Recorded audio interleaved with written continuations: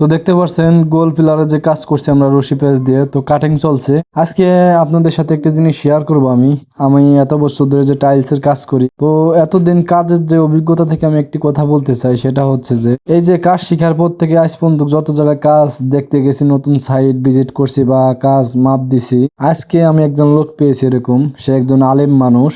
আলহামদুলিল্লাহ, তার প্রশংসা করতেই হয়। তো তার বাসায় আমি কাজ দেখতে গেছিলাম। তো কাজ দেখার পরে কথাবার্তা সবকিছু ফাইনাল। তো যখন আমি চলে আসব, তখন সেই আলেম অর্থাৎ হুজুর সে আমাকে কিছু টাকা দিয়েছে, যাই হোক হাদিয়া দিয়েছে। বলছে, ভাই আপনি যে এত কষ্ট করে আসছেন, আপনার গাড়ির যে তেল খরচ আমি দিয়ে দিলাম। তো আমি নিব না, সে জোরাজোরি করে আমাকে দিয়ে দিল। তো এই জন্যই বলতেছি কথাগুলো, যে অনেক বাড়ি এলাকায় কিন্তু আছে মিস্ত্রিদেরকে নিয়ে কাজ মাপায়, কিন্তু কখনো কিন্তু একটি টাকাও দেয় না। আসলে একটি মিস্ত্রি আপনার যখন বাসায় যায় কাজ মাপ দিবে, সে কিন্তু কাজ পাবে কি না পাবে সেটা কিন্তু জানে না। এজন্য যদি কেউ কাজ মাপ দেয়, তাকে কিছু দেওয়ার চেষ্টা করবে।